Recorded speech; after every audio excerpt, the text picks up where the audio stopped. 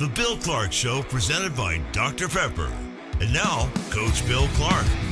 Welcome into another edition of the Bill Clark Show. Coach Bill Clark Show, brought to you by Buffalo Rock and Dr. Pepper. I'm Pat Smith, along with Landon Roberts, Molly Robinson, and the coach, Coach Bill Clark.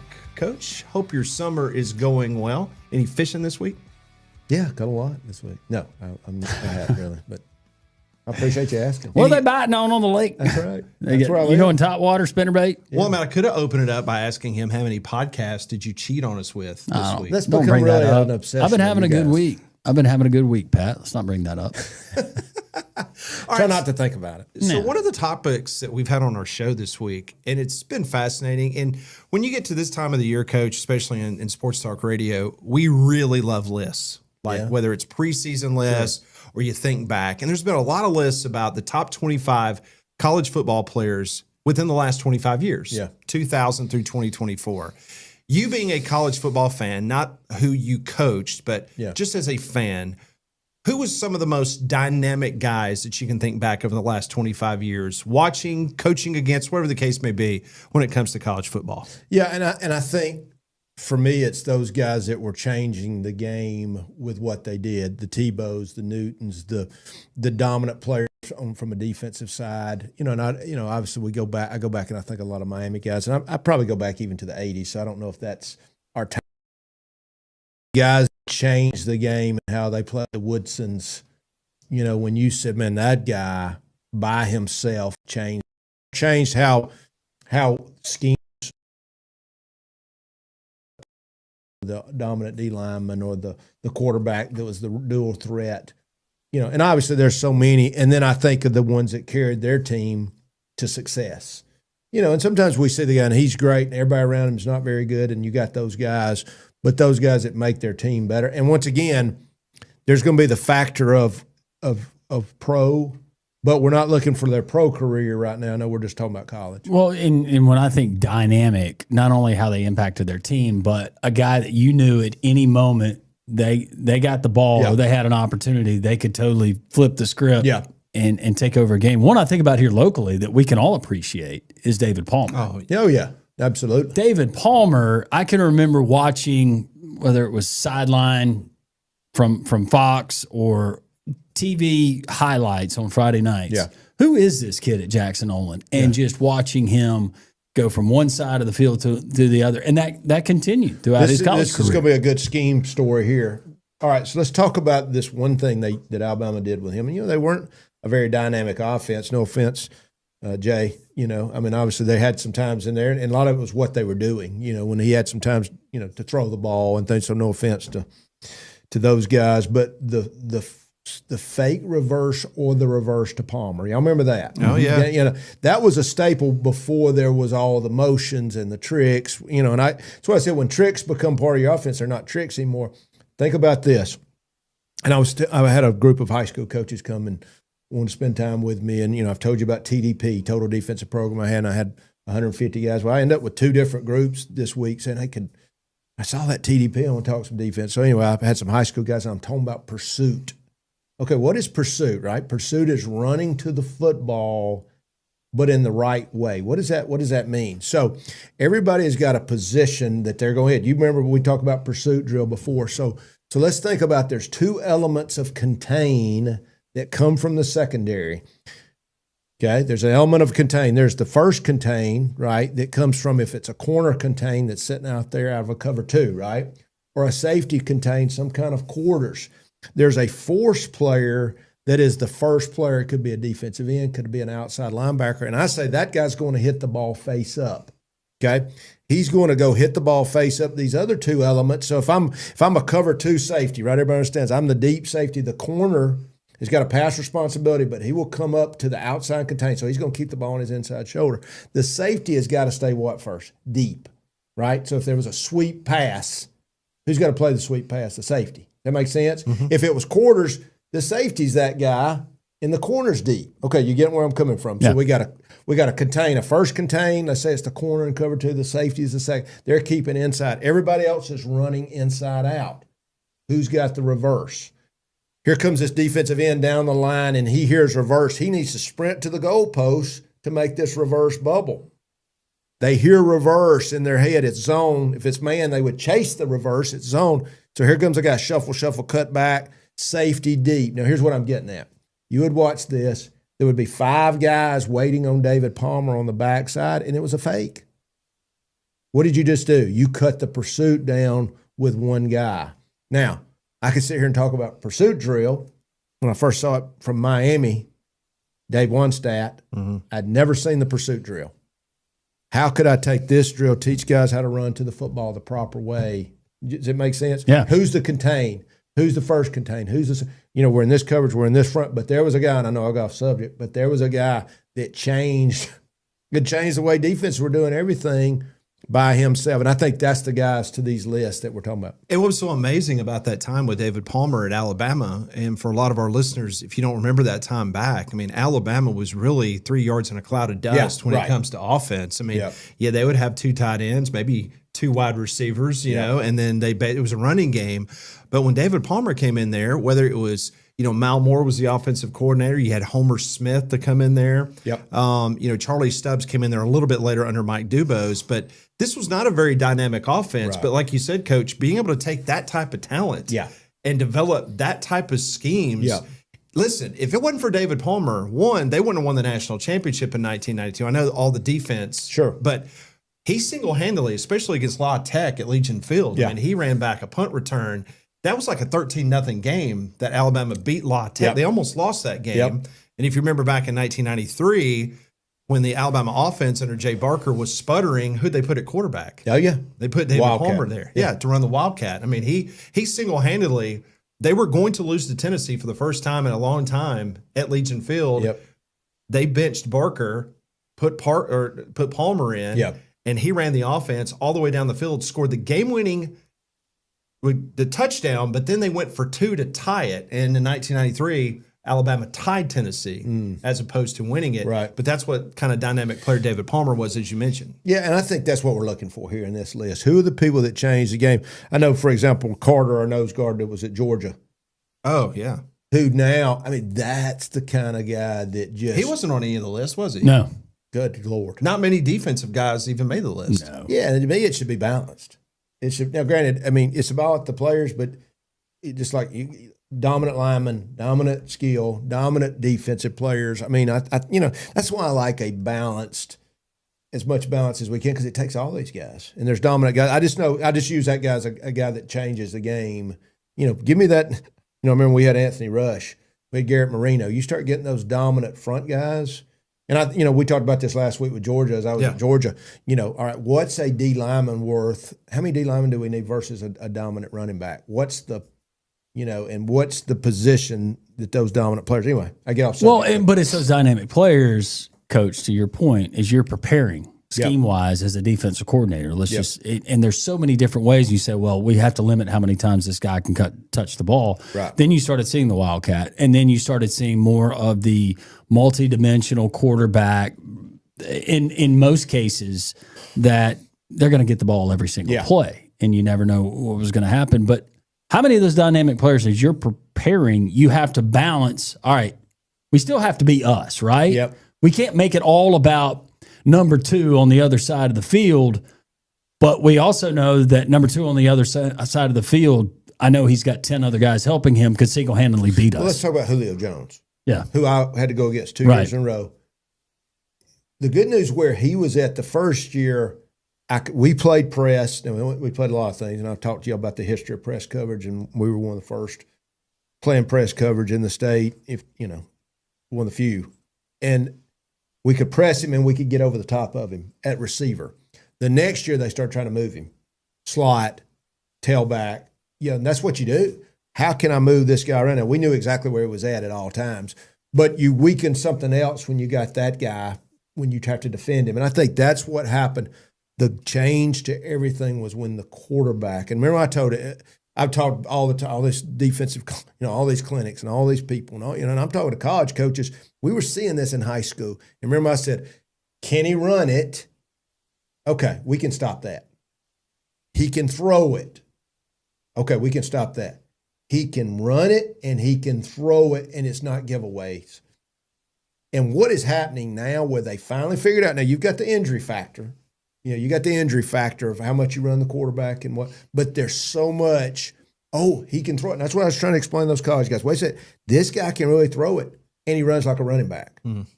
And that's when you start defensively. You're dealing with 12 people, and as we talk about the Cam Newtons and the Tim Tebows and those guys, all those quarterbacks that are dual threat guys. That's the scare. What made Tim Tebow in particular so dynamic?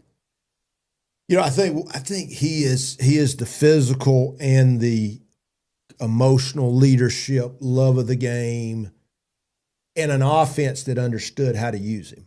You've got a massive running back at quarterback who throws it good enough that you got to go defend. And in Urban, remember I told the story.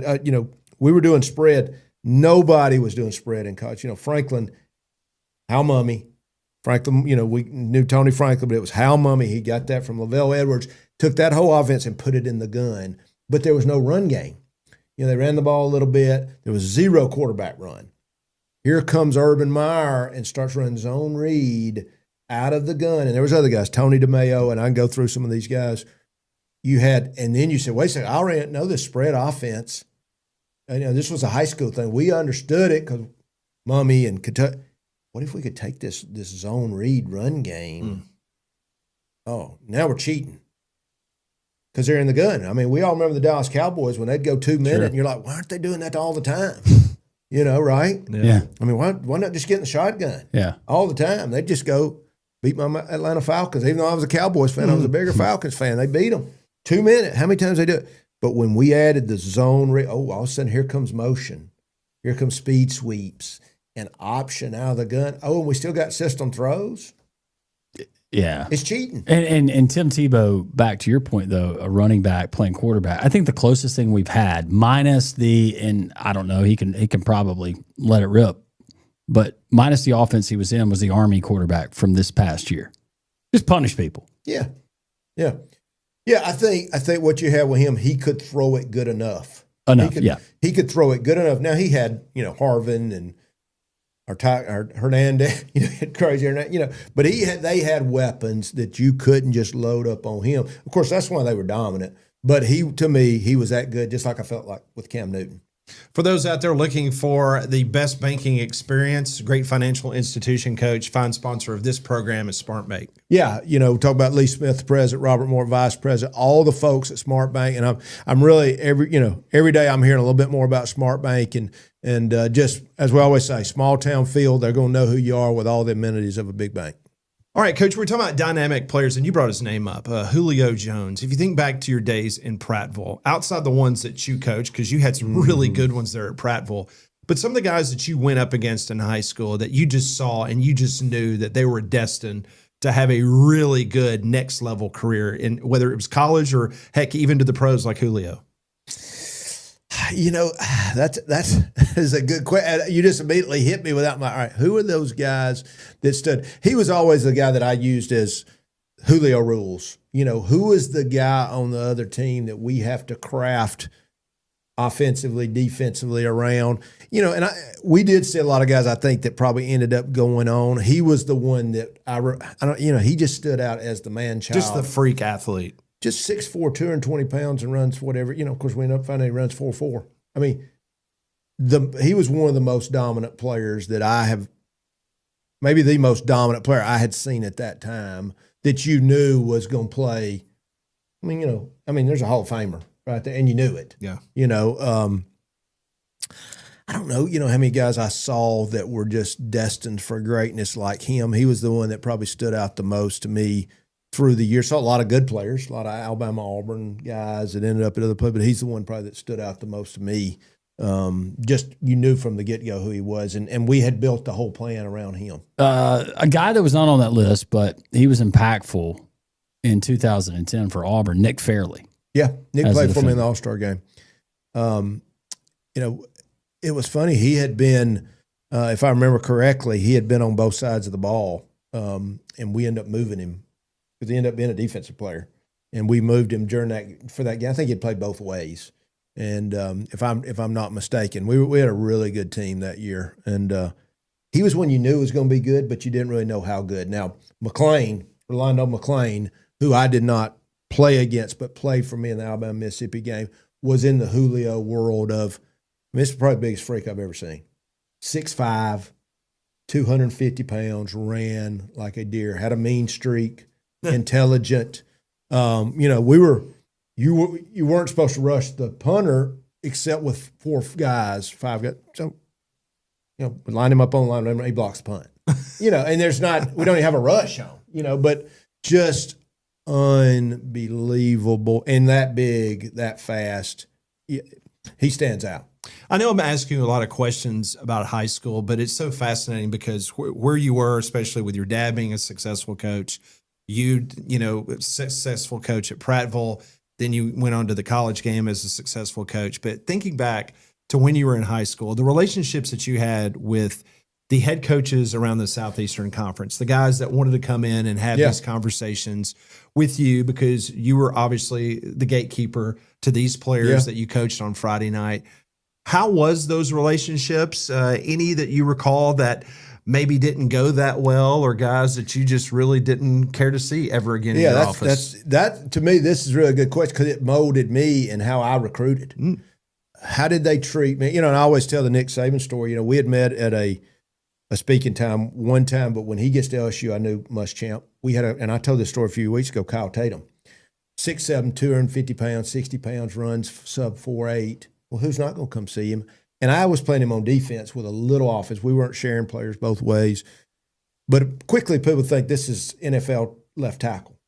I've got everybody in America coming in. And this is really going into my 3rd year at Prattville. Knew a lot of these guys. Obviously, I'd known Coach Andrews. Him and Dad were in the A club together. A lot of those coaches I'd known for years. Bob Stoops, I'd go work camp. And that's what I did. I would go and learn, just sit in. Let me sit in your room. There wasn't as many clinics, and they didn't just give away. There was no let's go look at this on YouTube or social media. None of that. And now, if you want to go in there and look, they would let you, especially if I brought players to camp, right? So that's what I did for years and years and years. Those guys that came in, and I'm talking about Bill Walsh, had his brief little stint in college. Stoops, I saw them all.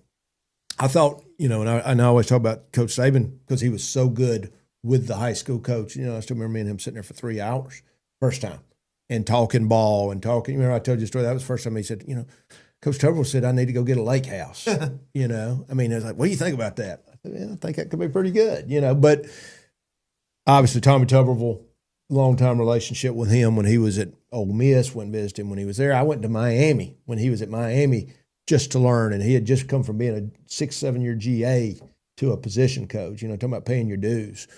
So, but I think just to put it in a synopsis, the guys that really understood how important the head coach was, especially at that time, the relationship that was developed, especially with those guys that you knew were going to have players every year, and that's, for example, one of the things we did every year, we would have a chalk talk every Wednesday in February that any local coach could come, pay $5, and we'd have pizza there, and we'd have 2 hours, sit in the room, quarterback coach. I'm in my office. Anybody wants to come see me? So guys that wanted to set up a visit, obviously we did a lot of that, but I wanted to have a time where any local coach could come in there and talk ball and talk, because what that set up was, Pat, you've come in to see me and you got my number now. Hey, tell me about how you're playing press. Well, that's a true relationship, and that's what I wanted, especially in the state of Alabama. I'm a high school coach. So I think one of the things I always took a lot of pride in is that we were involved with the coaches. We knew who they were. They knew who we were.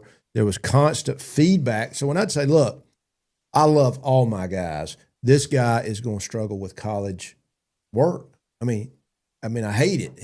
He struggles with high school work. Now he'll have a chance to go to junior college or whatever. You're talking about from an academic standpoint. Academics, or I didn't have discipline issues, because we were set up to be a college. We practiced first block, and then we came back after school and did other things, and we fed them, and however we had to do it. Like I said, cookie dough to buy biscuits or whatever it was, but we had set them up for success to go to the next level. But the understanding of who that guy was and what his strengths and weaknesses were, that comes from the coach and that relationship. From the college level, recruiting. Yeah. we see a lot of talent here in the state. We're talent rich, but it's different classifications. And this kid might have just tore it up, set records in 3A, 2A. I think about a guy like Mac Campbell, a running back who just tore it up. And there's so many others like him. How do you differentiate? How do you know this translates to this level? Great question. I think dominance is dominance. Dominance is dominance. And then some of the measurables come in there on size and speed. The guy's a running back and he's running 4.8. He's still a good player and he's still dominant. Now, is he 6'2", 220? Does that translate to another position? So that's where you've got to understand, who is he going against? How dominant is he? Come to camp. Let me see you in camp. Let me let you compete against some of these other. And that's why it was so big. We sent emails out to everybody. Our camps were legendary. We'd have 600 and 700 kids. Wow. Truly, 600 and 700 kids at each camp. Bring your guys to me. They're not going to get hurt. It's cheap. We're going to run 140. Well, I'll run 140. That's not what you're there for. Now I get to see it. And if you're a true prospect, we got a laser over there. As long as I make sure worst thing that happens, you go tear a hamstring. Right. I'm not going to send you your player back injured. I was that guy. If you let them come, it's 2 hours. We're not going to let them get hurt. They're going to learn something. I'm going to treat them like they're my own. And I'd leave there and say, let me tell you something. What you're doing as a football player is important. Don't let somebody tell you it's not important. Don't let somebody tell you that what you're doing, it's not more important, though, than being a good person. It's just not. Right. It's not more important than getting your grades. But it is important. And what you're doing there, a lot of people cannot do. Yeah. So feel good about what you're doing. Now, guys, it's going to get 100 degrees here in a few weeks. We're not hearing about anybody quitting. Those were the things that I hoped a high school coach would go, man, my guys and coach treated us like we were. I'm going to shake every hand that I can shake. That's what I thought I wanted, because that's what I wanted my guys to get, learn, have a chance, get seen. And, it used to drive me crazy, and I got some of it, but they only wanted to talk to the stars there. Well, we're going to have time for that. Those guys knew, hey, y'all get there a little bit early. We're going to give you a tour. But when we were on the field, I'm trying to coach everybody. Right. And I think people understood that, they appreciated it. And then the guys that knew that we were recruiting, they'd stay extra. They'd come early. Yeah. We still had a job to do. And we had to, but I wanted guys, because every kid that came to that camp wanted to be seen. That's why they came to camp. Yeah. So I think that was something I take a lot of pride in. One thing you take a lot of pride in is that Tahoe that you drive from Donahue Chevrolet. In fact, I talked to Chris Donahue about maybe it's time to get a new one. He really said, I've really been proud of. I've noticed how clean you keep it. I think he's really, do we really believe that? He really did say that.